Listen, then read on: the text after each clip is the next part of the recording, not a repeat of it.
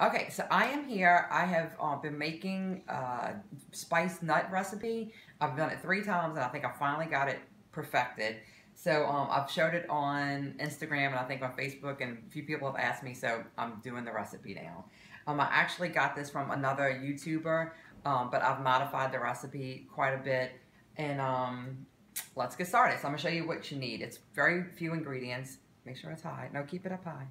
I use pecan halves. This container is empty, but I want to show it. 2 cups of pecans, maybe a little bit more than 2 cups. And then the walnut halves, a little bit more than 2 cups of those. You're gonna need 1/3 cup of erythritol. And I ordered this off of Amazon because I haven't been able to find it in any local stores. Ground cinnamon. You need 1 teaspoon of ground cinnamon. I do a 1/2 teaspoon of nutmeg and a 1/4 teaspoon of cloves. So you can come in now. So that's what I have here. And I'm just going to stir that around. You're a little bit too close, baby. Okay, stir that around a bit. And then I have 2 eggs that I got the whites of, and I just put the yolks to use for something else later on. And I'm gonna add the sugar and spice ingredients to that, and stir that up really well. And I'm gonna add, I didn't get it, let me grab it real quick, a pinch of salt, just because the salt kind of helps bring out the sweet flavor. When I've done this a few times before, it just wasn't quite sweet enough. And so I think this is the final perfected thing. The original recipe had called, that's the pink Himalayan salt. The original recipe only called for a little bit of sweetener, and it called for like the Splenda blend, but Splenda and Truvia blend both have real sugar in it, and to be keto, we can't have real sugar, so the erythritol works great. Okay, so now I'm just gonna, here I have my nuts all mixed up. I am just gonna pour this in over the nuts. And I have my crock pot here, my large crock pot on a low heat. And I already have it kind of preheated here. And I'm just going to coat the nuts. Can you see? I'm just going to coat the nuts in this sugar spice and egg white mixture. And you want to try and make sure all the nuts are completely coated. Now you're going to stir it more in the pot, and we're going to put it in the crock pot on the low heat, and every 30 minutes I get a spatula and stir it, because they'll tend to want to stick to the bottom. But you don't want to do more nuts than like 4.5 cups, because then you don't, they're too stacked on top of each other, and you want them to roast in the crock pot. All right, that seems to be mixed up pretty good. So you want to do, all right, come in close, Tori. I have Tori helping me out today. So I'm just going to pour them in. I didn't coat the pan, the pot with anything. Let me get me a spatula. Just doing it straight into the crock pot. Can you see? You're kind of close. Can you see into the crock pot?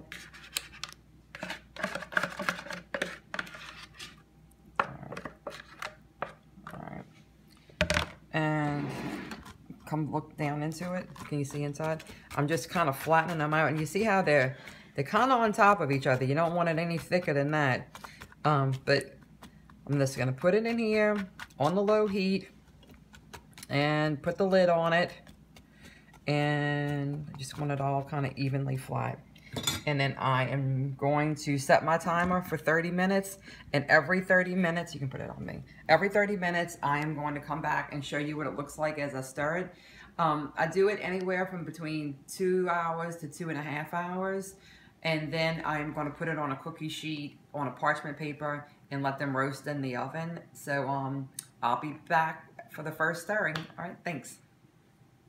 Bye. 30 minutes is up. And I am going to just stir. I got the spatula, and you kind of have to, you want to scrape them off the bottom. Oh, the spatula is crappy. You just want to scrape them off the bottom, because you don't want any sticking for too long, because that's when they get like a little bit burned. But you can see these are still, they're not really toasty yet. They're still really moist from the thing. So now that's it. One good stir, scraping them off the bottom, stirring around, flatten them back out again, and put the lid on and set the timer for another 30 minutes. It's been 1 hour, it's like another 30 minutes has gone by, 1 hour altogether, and I'm just stirring it up, and you can see like that one's getting toasty on the bottom. That's how they're all gonna kind of get. So you can see it's not as wet as it was from the egg wash before. I want to break them up a little bit if they're sticking together, and just stir them up, scrape the bottom, and then flatten them out again. And I'm just gonna put the lid back on it and let it go another 30 minutes. That's it. Okay, so now it's been another half an hour, so an hour and a half altogether. And you can see they're really starting to toast up and dry out.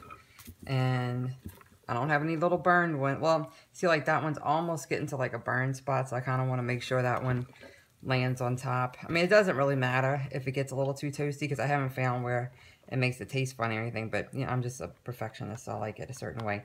Now, what I want to do at this point is I want to take a spoonful of the erythritol, and I'm going to sprinkle it on top, because I just found like it gives it a little bit nicer sweet flavor. So I'm going to take not even quite a whole soup spoon. Can you see inside the pot? Can you see inside the pot? Yeah. And I'm just lightly sprinkling maybe half a spoonful, and gonna let that go. Cover it up again, at least another half an hour, maybe 2 more sessions. That's it. Okay, so it's been another half an hour, so that's 2 hours altogether. Can you see inside the pot? So I think I'm gonna let them go another 20 minutes, and I'm gonna sprinkle a little more sweetener on them again, and then I'm gonna show you after, since I'm gonna do like 20 minutes, you can go ahead and turn your oven on 275 Fahrenheit. 275 Fahrenheit.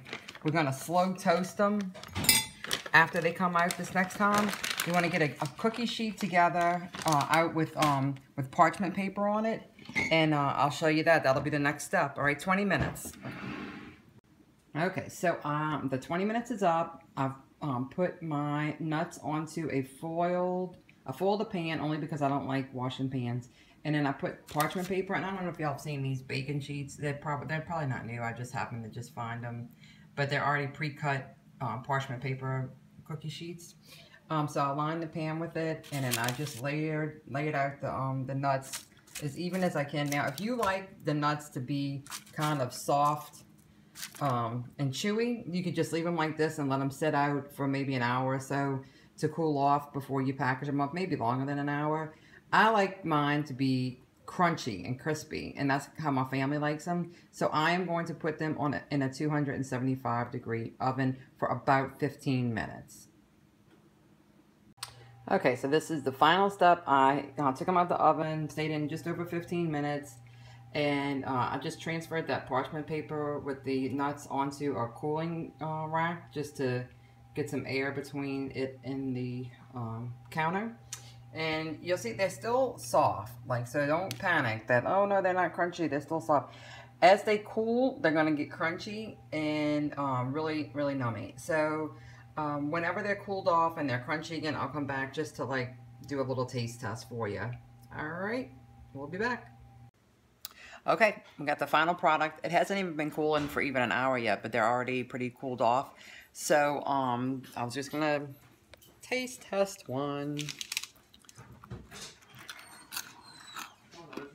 Can you hear how crunchy they are? Really good. The one thing I forgot to put vanilla in the liquid mixture. So I'm going to put the note in the beginning. I'm going to put it in the notes down below that it should have had a teaspoon of vanilla in the ingredients.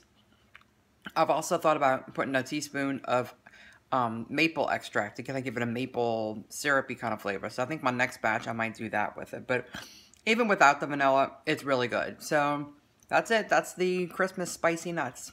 Bye guys. Hope y'all enjoy the recipe.